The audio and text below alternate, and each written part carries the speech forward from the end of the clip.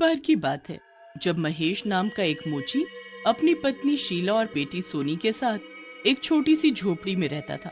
महेश पेशे से एक मोची था और लोगों के जूते सिलकर वो अपने घर का खर्चा चलाया करता था।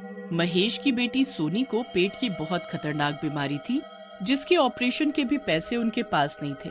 ऐसा कैसे चलेगा? कब तक हम ऐसे भिखारियों वाली जिंदगी जिएंगे?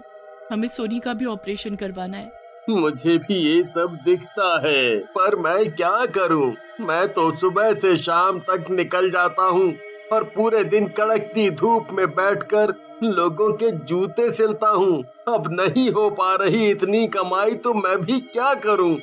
अरे पर जो गांव में कमलेश भैया हैं वो भी तो मोची हैं। उनको देखा है कितने पैसे वाले हैं। हाँ है, क्योंकि कमलेश ने नई तरह के जूते बनाना सीखा हुआ है। लोग जैसे जूते बोलते हैं वो वैसे उनको बनाकर दे देता है, तभी लोग उसके पास जाते हैं। और हमारे पास बस फटे पुराने जूते सिलवाने के लिए लोग आते हैं। तो आप भी सीख लो ना ऐसे जूते बनाना। अरे ऐसे कैसे सीख लूं? काम करूं या जूते बनाना सीखूं? और पता भी है कितने पैसे लगेंगे ये सब सीखने में। तो आप भी सीख लो ना ऐसे जूते बनाना। ठीक है, फिर ऐसे ही गरीबों वाली जिंदगी जीते हैं। शीला वहाँ से गुस्से में चली जाती है। महेश पहले ही परेशान होता है और अब वो और ज्यादा परेशान हो जाता है। घर का खर्च चलाना और ऊपर से रोज की लड़ाई। एक दिन महेश शहर जाने का सोचता है। वो इस बारे में शीला से बात करता है तो वो भी मान जाती है। बस फिर महेश अपना सामान लेकर शहर के लिए निकल पड़ता है। वहाँ वो एक कोने में अपनी दुकान लेकर बैठ जाता है, पर वहीं इक्का दुक्का लोग उसके पास आते हैं। महेश को समझ ही नहीं आता कि वो क्या करे। फिर महेश एक जूते की फैक्ट्री में नौकरी करने के बहाने वहाँ जूते बनाना सीखने लगता है। कुछ दिन वो नौकरी करता है, जिससे उसको पैसे भी मिलते हैं और वो जूते बनाना भी सीख लेता है। अब महेश को पूरी उम्मीद होती है कि वो कमलेश की तरह अच्छा कमाने लगेगा। महेश बहुत ही खुश होकर अपने गाँव वापस जा रहा होता है कि तभी उसकी बस का एक्सीडेंट हो जाता है। बस खाई में गिर जाती है और सभी लोग मर जाते हैं।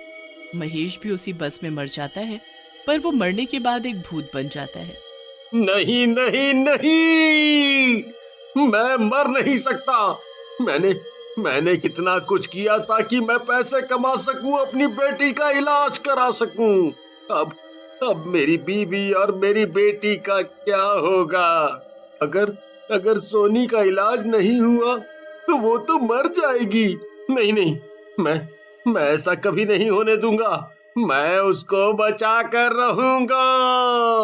महेश का भूत भगवान से बहुत प्रार्थना करता है कि बस भगवान उसे ऐसी शक्ति दे दे जिससे वो अपने परिवार की मदद कर सके। भूत आंखें बंद करके बैठा रहता है कि तभी एक रोशनी उसके अंदर आती है। उसके बाद वो भूत हर चीज को छू पाता है और अपना भेष पूरे दिन में 1 घंटे के लिए बदल पाता है।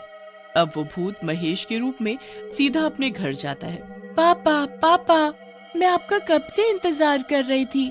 चलिए मैं खाना लगा देती हूँ, आज सब साथ में बैठकर खाएंगे। सब साथ बैठकर खाना खा ही रहे होते हैं कि महेश के दिमाग में यही चलता रहता है कि उसे 1 घंटे से पहले शीला और सोनी के सामने से दूर होना पड़ेगा, वरना वो उसका असली रूप देख लेंगी। देखो, अब से मैं रात को जूते बनाया करूंगा और सुबह में नौकरी पर शहर निकल जाऊंगा, तो दुकान पर तुम ही बैठना। तुम नौकरी भी करोगे? अरे पर पूरी रात जागने के बाद नौकरी करना तो नामुमकिन है। वो सब मैं कर लूंगा। हमें सोनी का इलाज जल्द से जल्द करवाना है। हाँ जी ये तो है, पर ओहो, पर वर कुछ नहीं।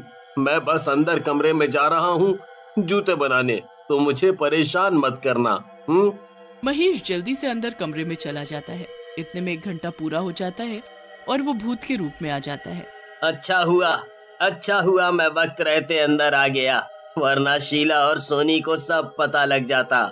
उसके बाद वो भूत जूते बनाने का सामान निकालता है और जूते बनाना शुरू कर देता है। वो इतने सुंदर सुंदर जूते बनाता है कि ऐसे जूते कभी किसी ने देखे भी नहीं होंगे। पूरी रात में वो भूत करीब 10 जोड़ी जूते बनाकर तैयार कर देता है।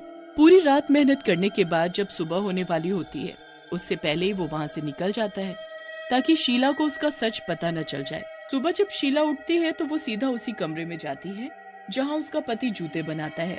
वो वहाँ जाकर देखती है कि महेश तो काम पर जा चुका है और कमरे में बड़े ही सुंदर सुंदर जूते रखे हैं। शीला वो जूते देख एकदम दंग रह जाती है। बाप रे बाप, इतने सुंदर जूते! ऐसे जूते तो मैंने जिंदगी में कभी भी नहीं देखे। ये इन्होंने बनाए हैं, मुझे तो यकीन ही नहीं हो रहा। सच में माँ, ये बहुत ही सुंदर है। मैं भी पापा से बोलूंगी कि मेरे लिए भी सुंदर से जूते बना दे। हाँ हाँ, क्यों नहीं, पर पहले पापा को शाम को आने तो दो, और अभी मुझे ये सब जूते बेचने भी हैं। शीला बस जूते लेकर बाहर बैठ जाती है। लोग इतने सुंदर जूते देखकर वहीं खड़े हो जाते हैं। अरे वाह, ये जूते तो बड़े सुंदर हैं। मेरे नाप के हैं क्या? हाँ, ये आपको आ जाएगा। कितने का है ये? ये आपको 300 का मिलेगा। ओ, 250 लगा लो तो मैं 2 जोड़ी जूते ले लूंगा। बोलो। चलो ठीक है। वो आदमी शीला से 2 जोड़ी जूते खरीद लेता है। उसके बाद धीरे धीरे उसके सारे जूते बिक जाते हैं और उसके पास एक ही दिन में 2500 रुपए हो जाते हैं। शीला घर जाकर पैसे गिनती और बड़ी खुश होती है। इतने पैसे तो हमें पूरे महीने में भी जाकर नहीं मिलते थे। तेरे पापा आएंगे तो बहुत ही खुश होंगे। शाम को फिर महेश घर आता है। शीला और सोनी के चेहरे की खुशी देखकर वो समझ जाता है कि सारे जूते बिक गए। शीला उसको सारी कमाई देकर बोलती है, अब आपको नौकरी करने की क्या जरूरत है, ये पैसे काफी हैं। नहीं नहीं, मुझे नौकरी करनी ही पड़ेगी। मैं वहाँ रोज नए तरह के जूते बनाना सीखता हूँ। चलो ठीक है, आप हाथ मुंह धो लो, मैं खाना लगा देती हूँ। सभी लोग साथ बैठकर खाना खाते हैं। उसके बाद महेश पहले की तरह अपने कमरे में चला जाता है और भूत बन जाता है। पूरी रात वो जूते बनाता है और इस बार वो पहले से भी ज्यादा जोड़ी जूते के बना देता है। अब सुबह होने वाली है, मुझे निकलना होगा, वरना शीला ना आ जाए। भूत वहाँ से चला जाता है।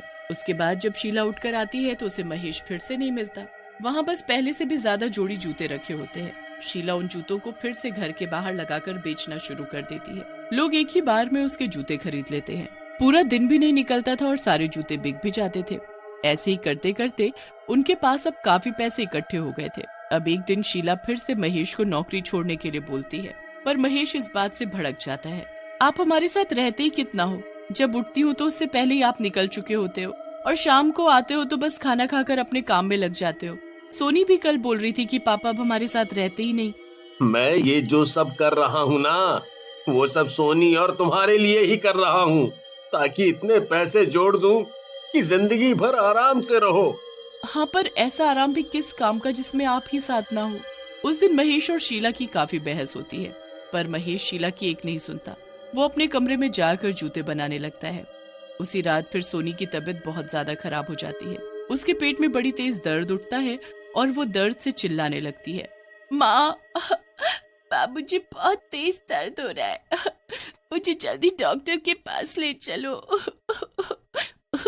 हे भगवान, मैं क्या करूं? मैं अभी तुम्हारे पापा को बुला कर लाती हूँ, फिर हम सब डॉक्टर के पास चलेंगे। शीला जल्दी से महेश को बुलाने जाती है। वहाँ जैसे ही वो दरवाजा खोलती है उसके होश उड़ जाते हैं। वहाँ महेश की जगह एक भूत जूते बना रहा होता है। शीला को कुछ समझ नहीं आता कि ये कैसे और क्या हो रहा है। फिर तभी उसे सोनी के फिर से रोने की आवाज आती है। शीला जल्दी से दरवाजा बंद करके वापस उसके पास जाती है। चलो जल्दी डॉक्टर के पास चलते हैं। पर पापा को छोड़ो, अभी हम दोनों ही चलते हैं। साथ में से मैं रमेश भैया को बोल दूंगी, वो हमें ले चलेंगे। शीला अपने पड़ोसी रमेश को उठाती है और जल्दी ही सब हॉस्पिटल पहुंचते हैं। इस लड़की का ऑपरेशन हमें जल्द ही करना होगा। जी डॉक्टर साहब, आपको जो ठीक लगे। डॉक्टर सोनी का ऑपरेशन कर देते हैं और सोनी ठीक हो जाती है। शीला घर में जोड़कर रखे पैसों से हॉस्पिटल का बिल चुका देती है। अब जब शाम को महेश घर आता है तो उसे शीला और सोनी दोनों ही घर पर नहीं दिखते। वो पड़ोस में जाकर रमेश से पूछता है तो उसे पता चलता है कि उसकी बेटी हॉस्पिटल में है। महेश जल्दी से हॉस्पिटल जाता है और अपनी बेटी से मिलता है। आप कल हमारे साथ क्यों नहीं आए पापा? मम्मी तो आपके कमरे में गई थी, पर आप ही नहीं आए। हाँ, और वहाँ जो मैंने देखा वो आप भी जानते हो। मुझे सब सच जानना है। शीला और महेश सोनी के कमरे के बाहर आ जाते हैं। जो तुमने देखा सब सच था, और वहाँ जिसको तुमने देखा वो मैं ही था। उस दिन जब शहर से वापस आ रहा था तो हमारी बस का एक्सीडेंट हो गया और सब मर गए। सबके साथ मैं भी मर गया।